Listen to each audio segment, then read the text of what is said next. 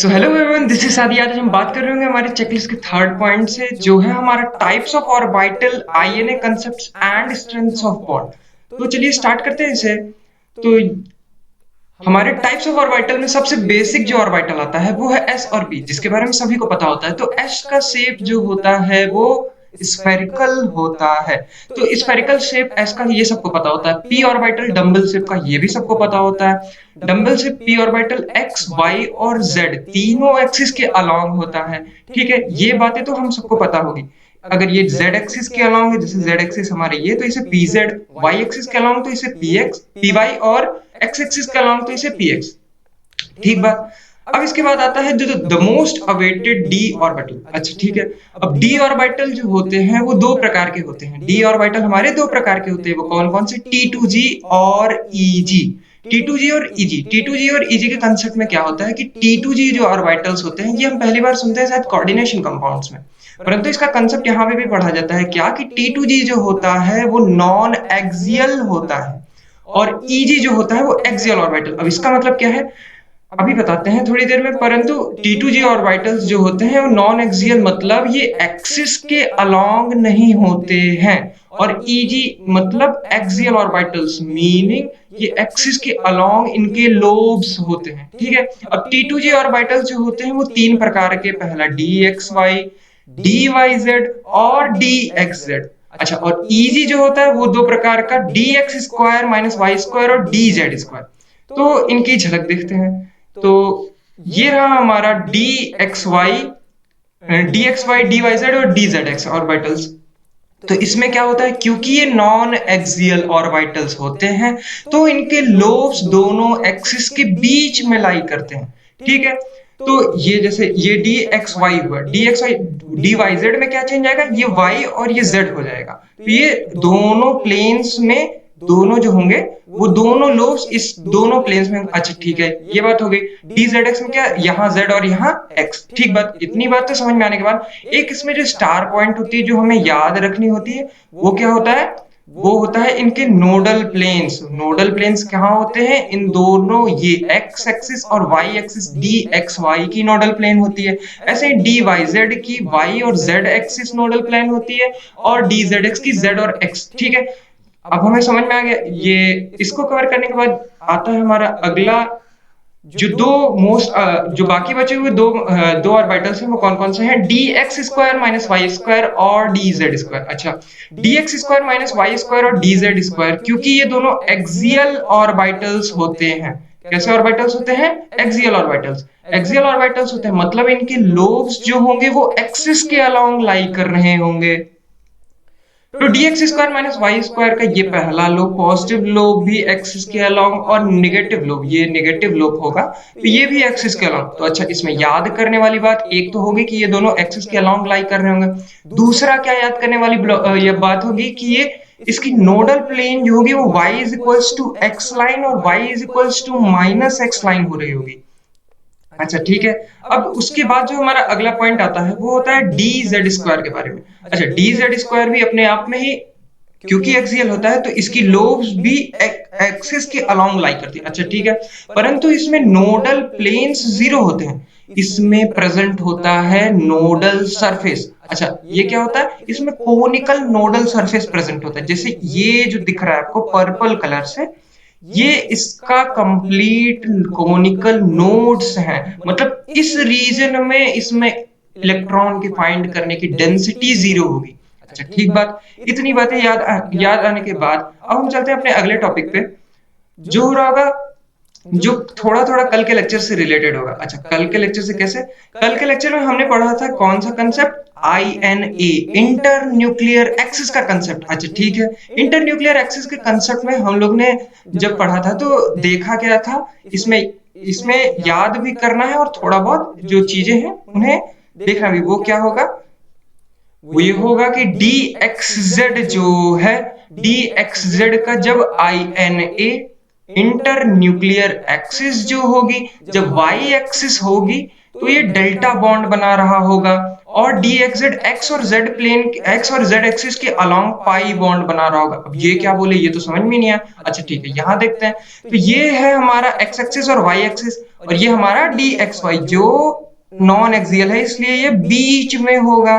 तो बीच में होने के अलाउंग अब हम देख रहे होंगे हमारे आई एन ए का कंसेप्ट। अच्छा, आई एन ए के कंसेप्ट से कैसे, अगर हमारा जेड एक्सिस अगर हमारा आई एन ए हुआ, अगर हमारा z axis I N A हुआ, तो डी एक्स वाई जो होता है वो जेड एक्सिस के अलोंग डेल्टा बॉन्ड बना रहा होता है। तो डेल्टा बॉन्ड कैसा होता है, इसका भी इंट्रोडक्शन आज ही हो जाता है। क्या कि डेल्टा बॉन्ड होते हैं जब दो अलग अलग प्लेन्स के लोब्स आपस में ओवरलैप करते हैं। इस टाइप में कुछ ग्रेफाइट टाइप का याद आता है ना, ऐसे ही ग्रेफाइट में भी होता है, ठीक है, पर उसको डेल्टा बॉन्ड नहीं बोलते हैं। तो यहाँ पे डेल्टा बॉन्ड का भी इंट्रोडक्शन हो जाता है। और दूसरा हम लोग ने क्या कंसेप्ट सीखा कि जो भी जैसे डी एक्स वाई है, तो इसमें एब्सेंट क्या है, जेड है, तो ये जेड एक्सिस के अलोंग डेल्टा बना रहा होगा, और एक्स और y I N A internuclear axis के अलोंग ये पाई बॉन्ड बना रहा होगा। अच्छा ठीक है, अब ये बात हमें ऐसे ही सबके लिए याद रखनी है। डी एक्स जेड जैसे हुआ, तो डी एक्स जेड में क्या नहीं प्रेजेंट है, वाई, वाई के अलोंग ये क्या बना रहा होगा, डेल्टा। और डी और एक्स और जेड में क्या प्रेजेंट है, एक्स और जेड, तो एक्स और जेड के अलोंग ये बना रहा होगा हमारा पाई। अच्छा ठीक है, अब इसके बाद हमारा अगला टॉपिक स्टार्ट करने से पहले ये भी एक इंपॉर्टेंट कंसेप्ट, क्या जैसे हम लोग ने इनके लिए याद किया, तो अभी आप ऐसे ही जैसे हम लोग ने यहाँ पे एक डायग्राम बना के देखा था ना, तो वैसे ही अगर आप d x square minus Y square के लिए देखेंगे, तो d x square minus Y square z axis के अलोंग तो डेल्टा बनाता है, परंतु एक्स और वाई एक्सिस के अलोंग, क्योंकि d x square minus Y square याद कीजिए तो ये होता है एक्सियल, तो एक्स और वाई एक्सिस के अलोंग, इसलिए ये क्या बनाने लगता है, सिग्मा। यहाँ पे एक्स और वाई एक्सिस के अलोंग क्या बनाता है, ये पाई, क्योंकि ये नॉन एक्सियल होते हैं, और ये क्या है हमारा एक्सियल। अच्छा, इसके बाद हमारा आता है अगला टॉपिक जो हो रहा होगा, स्ट्रेंथ्स ऑफ बॉन्ड्स। अच्छा, स्ट्रेंथ्स ऑफ बॉन्ड अपने आप में इंपॉर्टेंट टॉपिक होता है, तो स्ट्रेंथ्स ऑफ बॉन्ड को हम कवर करेंगे, ठीक है। तो स्ट्रेंथ्स ऑफ बॉन्ड में जो पहला पॉइंट हमें ध्यान रखना होता है वो क्या होता है ये है कि जब भी n मतलब quantum number, n quantum number मतलब एक्चुअल नंबर है, अगर उसकी वैल्यू सेम हो रही होगी, तो p ऑर्बिटल के स्ट्रेंथ जो होगा वो sp से ज्यादा और ss ओवरलैपिंग से ज्यादा हो रहा होगा। तो इसे हमें पहली बात, सबसे पहला चीज इसे हमें याद रखना है। अच्छा, इसके बाद दूसरा पॉइंट क्या हो रहा होगा, दूसरा पॉइंट हमें जो याद रखना है वो हमें ये याद रखना है कि छोटे ऑर्बिटल्स में बेटर ओवरलैप होता है। क्या याद रखना है कि छोटे ऑर्बिटल्स में बेटर ओवरलैप। सबसे पहला चीज हमें क्या देखना होगा, सेम एन, बस यही दोनों चीज हमें याद रखनी है। For same n PP overlap is stronger than SP overlap is stronger than SS। और उसके बाद देखना क्या याद रखना होगा कि छोटे ऑर्बिटल्स में बेटर ओवरलैप होता है। अच्छा, अब इसके बाद हम लोग जब देख रहे होंगे, तो इसके बाद ये एक बहुत ही अच्छा क्वेश्चन, तो इस क्वेश्चन को करने के बाद आपका ये वाला कंसेप्ट क्लियर हो जाएगा। अच्छा, तो अगर हमारे को पूछता है कि compare the strengths of bond, अच्छा स्ट्रेंथ्स ऑफ बॉन्ड स्ट्रेंथ जब कंपेयर करा रहा है, तो हमको INA क्वेश्चन में मेंशन्ड रहेगा कि किस इंटरन्यूक्लियर एक्सिस को हम एज्यूम करें। तो जैसे इस क्वेश्चन में हमें INA क्या दिया हुआ है, जेड एक्सिस।